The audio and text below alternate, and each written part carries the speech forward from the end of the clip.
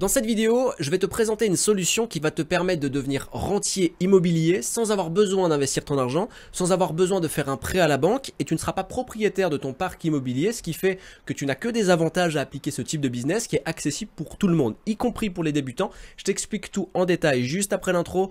Comme d'habitude, si tu aimes le contenu que je te présente sur la chaîne, pense à cliquer sur le bouton j'aime, ça fait toujours plaisir et ça aide au référencement. Pense à partager cette vidéo et à t'abonner en cliquant sur la cloche pour rester informé de toutes les opportunités que je présente ici. Et enfin, si toi aussi tu veux faire tes premiers pas dans le business en ligne et que tu ne sais pas comment faire, alors clique sur le premier lien que tu vas trouver dans la description de cette vidéo, inscris-toi. Si ton inscription est validée et que tu es sélectionné par mon équipe, tu intégreras un groupe privé et tu recevras régulièrement des méthodes qui sont inédites en France, qui sont exclusives pour faire tes premiers pas dans le business en ligne et pour atteindre tes objectifs. On se retrouve juste après l'intro, on parle immobilier. À tout de suite.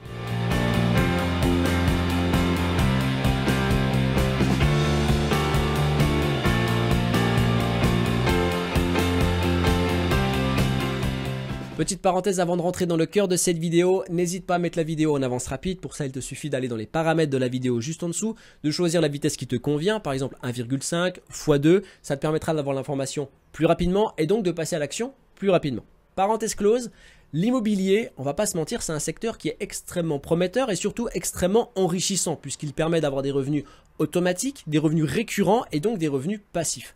La seule chose, c'est que lorsqu'on parle d'immobilier, on a toujours tendance à associer à investissement et donc réservé à une certaine élite. Du coup, on se projette dans une seconde partie de notre vie lorsqu'on aura peut-être suffisamment d'argent pour investir dans un bien immobilier et en réalité, eh bien, il y a des solutions comme celle que je te présente aujourd'hui qui te permet de devenir rentier immobilier dès maintenant, sans avoir besoin de faire un prêt en banque, sans avoir besoin d'investir ton argent et sans même avoir besoin d'être propriétaire du parc immobilier qui va te ramener tes revenus passifs. On va voir tout ça en détail tout au long de cette vidéo. Et donc, de quoi on va parler aujourd'hui? On va parler de sous-location. Et attention, la sous-location, est-ce que c'est légal en France? Oui, c'est légal, mais c'est extrêmement encadré.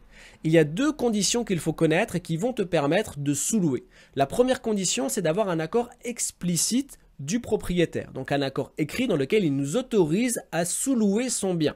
Deuxième condition, c'est qu'on ne doit pas sous-louer plus cher que le loyer établi dans le bail initial. Ça veut dire que si on va louer un logement à 500 € par exemple, on ne pourra pas le sous-louer plus cher que 500 €. Alors quand on connaît ces deux conditions, on peut très légitimement se demander comment c'est possible de devenir rentier avec ce type de business. Il y a deux solutions. La première solution, et ce n'est pas celle qu'on va retenir, mais c'est important que je te la donne, c'est d'être agent immobilier. On ne retient pas cette solution parce qu'elle est contraignante. Il faut par exemple avoir Bac+3, ensuite Bac+3 dans un diplôme bien précis, ensuite faire la demande auprès du tribunal de commerce. Bref, c'est un petit peu l'usine à gaz et pas accessible pour tout le monde. Or, comme je l'ai dit, le business il est accessible pour tout le monde à partir de 18 ans, sans avoir de connaissances particulières, sans avoir de compétences particulières ni de diplôme particulier, simplement un petit peu d'huile de coude et un petit peu d'implication dans ce qu'on met en place. Et donc la deuxième solution, c'est celle-ci qu'on va retenir, c'est de mettre en place un bail professionnel. Et pour mettre en place ce bail professionnel, il y a plusieurs étapes à respecter. La première étape, c'est qu'il faut créer une société. Donc par exemple, une société anonyme, SA, SARL ou une SAS, ou tu peux aussi rentrer dans le business en mettant en place le régime auto-entrepreneur. C'est un régime qui est avantageux pour plusieurs points. Le premier point, c'est qu'on va payer des charges uniquement sur notre chiffre d'affaires. Ça veut dire que finalement, on va payer 0 € si on rentre 0 de chiffre d'affaires. Donc, c'est plutôt intéressant lorsqu'on veut faire ses premiers pas. Il y a bien sûr des limites puisqu'on va être plafonné à un certain montant de chiffre d'affaires. Mais bon, si on commence à dépasser le montant du chiffre d'affaires, c'est un problème de riche entre guillemets. Et donc, à ce moment-là, il conviendra de passer sur un statut d'entreprise plus adapté comme une SA, SARL, SAS, etc. Donc, premier point, créer une société. Deuxièmement, une fois qu'on a la société qui est créée, on va faire rédiger un bail professionnel auprès d'un avocat. Et là, on est obligé de passer par un avocat parce que ce bail professionnel, c'est le cœur de ce business. C'est à partir de ce bail professionnel qu'on va être légitime et qu'on va avoir du sérieux et qu'on va pouvoir finalement aller voir les propriétaires. Et ce bail professionnel a pour but de protéger le propriétaire vraiment de manière carrée pour lui donner envie d'accepter. Et il va aussi nous protéger, nous, en tant que sous-loueurs. Donc, il y a vraiment un intérêt à passer par un avocat. Il y a un coût, bien évidemment. On va parler ici des frais autour de 2 000 € pour pouvoir mettre en place et faire rédiger ce bail professionnel.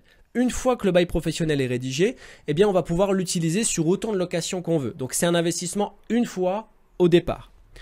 Ensuite, on va pouvoir passer à la troisième étape qui consiste simplement à choisir le mode de location qu'on veut. Il y a le mode de location classique qu'on veut, donc location longue durée. Celle-ci, on la retiendra pas puisque c'est pas la plus rentable. Nous, ce qu'on veut, c'est vraiment être rentable sur tous nos logements. Tous nos logements, dans ce cas-là, on aura le mode de location en courte durée. Donc ça veut dire par exemple louer à la nuitée, comme on peut le faire par exemple sur Airbnb ou sur des plateformes similaires. Donc on pourra inscrire ce logement sur Airbnb puisqu'on aura un bail professionnel, donc on pourra faire toutes ces démarches et donc faire des locations à la nuitée. Ce qu'il faut comprendre, c'est que lorsqu'on fait une location courte durée, il faut faire une démarche qui est une déclaration en mairie, donc la mairie du logement. Et si notre logement est situé dans une ville de plus de 200 000 habitants, à ce moment-là, il faudra que le propriétaire fasse un changement de propriété. C'est-à-dire que le logement en lui-même, il devra être classifié en tant que local et non plus en tant que bien de location. Donc en tant que local, commercial, et donc ça donne une démarche supplémentaire pour le propriétaire. Donc le mieux pour commencer, c'est vraiment de trouver des logements dans des villes de moins de 200 000 habitants. Et lorsqu'on fait des locations du type Airbnb, etc., c'est bien aussi de s'orienter vers des villes qui peuvent être touristiques ou des villes qui peuvent être en campagne, par exemple, proches de lieux touristiques pour pouvoir donner une attractivité autour de la location sur ces logements. Généralement, c'est ça qui se passe lorsqu'on va louer sur du Airbnb ou autre. C'est généralement des intentions de vacances, de séjour, etc. Donc, il faut qu'il y ait un intérêt à ce que les gens soient une attraction qui est autour du logement pour que les locations se fassent régulièrement. Il y a aussi la possibilité de faire des locations en colocation. Donc en gros, lorsqu'on a un gros logement, on va pouvoir le scinder en plusieurs parties pour faire plusieurs logements dans le même logement et augmenter du coup la rentabilité. Et une fois qu'on a tout ça, qu'est-ce qu'il faudra faire? Il faudra simplement démarcher les propriétaires pour qu'ils acceptent de sous-louer leurs biens. Et pour ça, ils ont tout intérêt à le faire et il y a beaucoup d'avantages et par ce bail professionnel qui va justement cadrer et qui va les protéger. Premier avantage, c'est la garantie de loyer parce que le bail professionnel, il protège bien plus qu'un bail classique. Et les demandes d'expulsion, par exemple, sont beaucoup plus simples. Les démarches sont beaucoup plus simples que sur un bail classique. Donc, il y a cette garantie de loyer, puisque finalement, c'est le professionnel qui va verser le loyer. Et il y a beaucoup plus de chances qu'il paye son loyer parce que c'est une activité commerciale plutôt qu'un particulier finalement. Deuxièmement, l'entretien régulier du logement, parce que c'est un outil professionnel pour l'entreprise, pour le sous-loueur. C'est son outil. Et du coup, pour avoir des bonnes notes sur Airbnb, parce qu'on fait tout ça lorsqu'on va louer sur Airbnb, on regarde les commentaires, on regarde les notes. Et donc, pour maintenir cette attractivité et cette facilité à louer le bien, il faut qu'il y ait des bonnes notes sur ces plateformes. Donc, il faut finalement que le logement soit entretenu, qu'il ne soit pas insalubre, qu'il soit vraiment beau et donc même qu'il y ait des choses intéressantes dans ce logement, qu'il soit attrayant. Donc, il y a ce côté-là, entretien régulier du logement qui est fait finalement non plus par le propriétaire, mais par le sous-loueur. Donc, le propriétaire est déchargé d'un point de vue financier de cette partie et d'un point de vue tranquillité morale, mentale. Et autre point, le maintien en excellent état.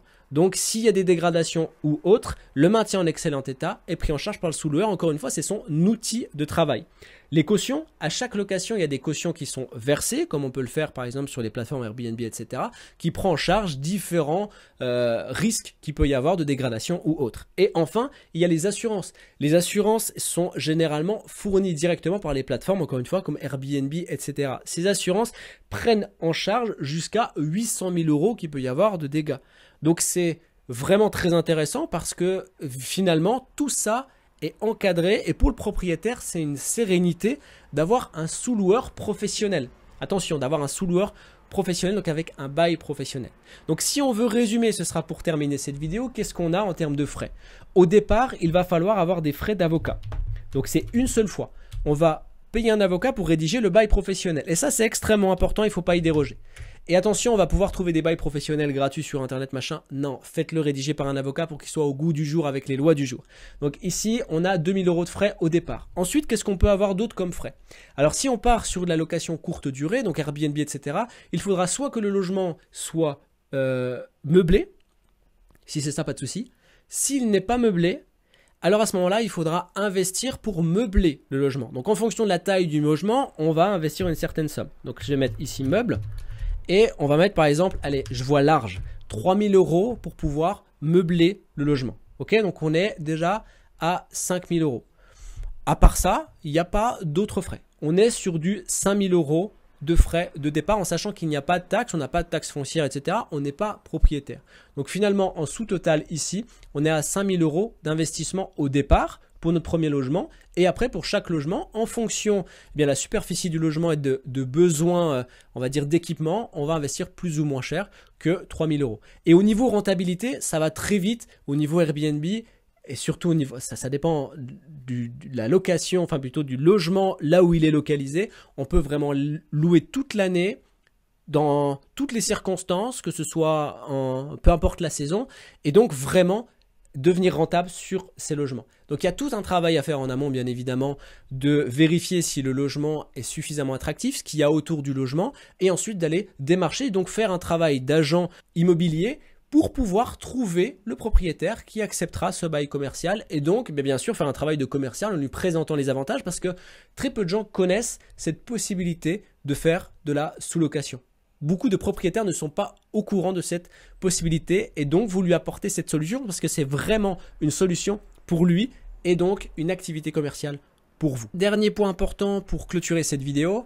Aujourd'hui, je t'ai présenté une idée de business. Maintenant, c'est à toi d'aller plus loin, de faire des recherches approfondies et donc de t'impliquer parce qu'il n'y a aucun business qui fonctionne sans implication au départ et donc sans travail. Et si tu veux que j'aille un peu plus loin pour toi, que je fasse des recherches approfondies, n'hésite pas à me le dire en commentaire de cette vidéo. À ce moment-là, je ferai d'autres vidéos plus dans le détail, plus dans la technique pour mettre en place un business autour de la sous-location. Et bien évidemment, il existe aussi tout un tas d'autres business sur Internet. Il n'y a pas que la sous-location. Par exemple, lorsque j'ai commencé sur Internet et que j'ai gagné mes premiers 1000 €, c'était avec un business qui était encore plus simple, où j'ai pas eu besoin de connaissances techniques, pas besoin de créer de site Internet, pas besoin de faire des tunnels de vente. Vraiment quelque chose de très simple qui m'a permis d'atteindre mes premiers 1000 € pour ensuite me diversifier, créer d'autres sources de revenus et atteindre une indépendance financière. Si tu veux savoir comment je m'y suis pris, il te suffit de cliquer sur le premier lien que tu vas trouver en description de cette vidéo, de t'inscrire.